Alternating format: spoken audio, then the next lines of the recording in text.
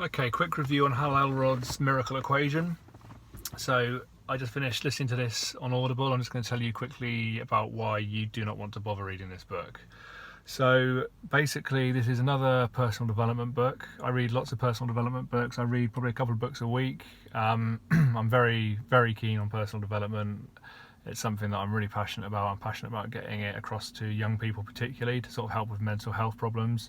I think it could be really good for that. So I read a hell of a lot of personal development books. I review them a lot on YouTube. My reviews are very, very sort of no BS, no sort of frills, as you can tell. I just tell it as I see it, as I read it, basically. So the reason you don't want to bother with this book is if you are the sort of person who hears the title Miracle Equation and you think, okay, this is good, this could be good, this could be the book to tell me the key, the secret to everything, then you are very wrong, basically.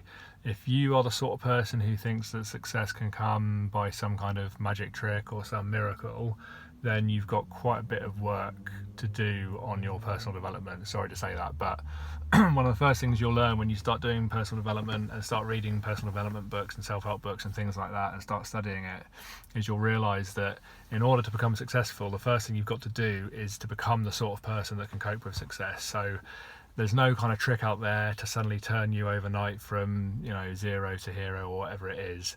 You have to put the work in. You don't have to necessarily grind and get up at 3 a.m. and sleep for 2 hours every single day. That's basically a pretty quick route to a nervous breakdown and a heart attack, and anyone with any sense will tell you that. Even though that's the sort of stuff that people do say online. You don't have to do that, but you do have to learn how to work efficiently. So you have to learn how to be efficient and to make the work that you do count in the right way, basically. So this book is actually really realistic, even though the title kind of sounds maybe a bit misleading. It's actually really realistic. What the Miracle Equation is basically saying that you have to have as much faith as possible. So enduring faith, Hal actually words it differently. I can't remember off the top of my head, but you'll have to find that out for reading the book yourself.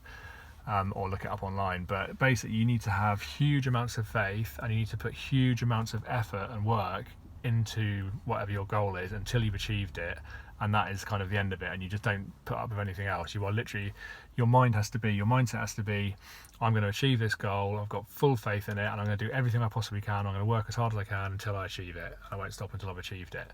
And he basically says that this is the key. These are the two things that you need to do to be successful, and people who have gone before have been successful. That's what they've done, and that's what they will continue to do. So it's about getting your mindset in the right place. And he tells some amazing stories, his own personal stories, where he was hit by a car and he basically bled to death when they cut him out of the car, and they managed just about to bring him back to life in hospital. He was in a coma then for a while, and he came back from that with huge amounts of faith and dedication and hard work.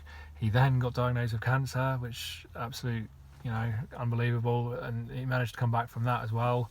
And he uses those examples as really tough situations that he managed to get through and come back from by using this kind of equation and this mindset.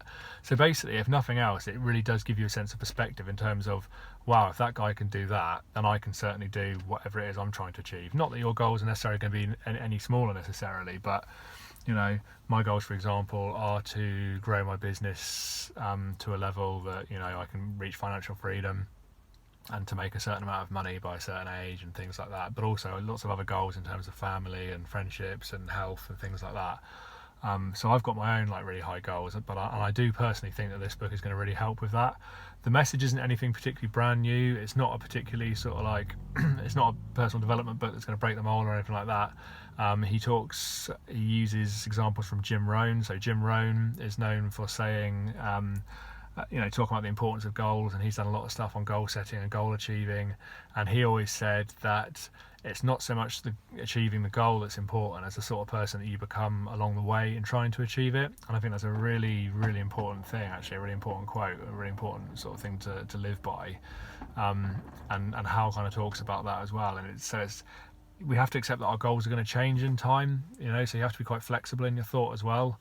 And it is literally about setting a big goal, putting that faith into it that you're going to achieve it, working as hard as possible, and the sort of person you become on that journey to doing that, to trying to achieve that, is kind of the biggest thing. But this book, he comes up with some really good examples. So if you're the sort of person who wants an easy, fix to becoming successful, keep away. So you'll completely waste your time on this. But if you're someone who knows enough about personal development that you appreciate you've got to develop the right mindset to begin with, then this book is actually really good. It's not necessarily the best personal development book that I've ever read, but it's definitely it's a bit of a dark horse in a way, because I was listening to it and I was sort of thinking nothing's particularly jumping out at me massively, but it kept my interest, and it's quite hard for a book to do that for me. Sometimes I will switch off, but this one, it did keep my interest. It's narrated by Hal as well, and he's got quite a motivating, energetic voice as well, which is really good. And I always say with audiobooks, it's good to have the author narrate the book. I think that really helps. It gives it a bit of something extra. Yeah, I can't remember what else to say about it particularly. I enjoyed it. It's a good book. Not the best, but definitely worth giving it a go.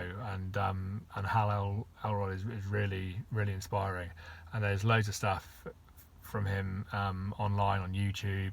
He talks about his website as well, where there's free information that you can download and stuff as well. So really good guy. I was very impressed with him.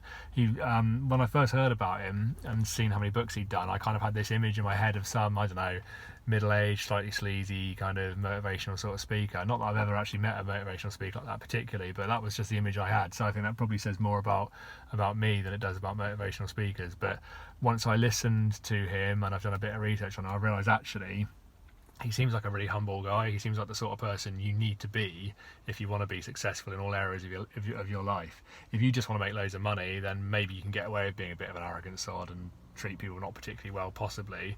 But if you want success in all areas of your life, then it takes an extra special sort of person to be able to do that. So I think he's a really good kind of mentor to follow for that. So yeah, really recommend this book. It's really good.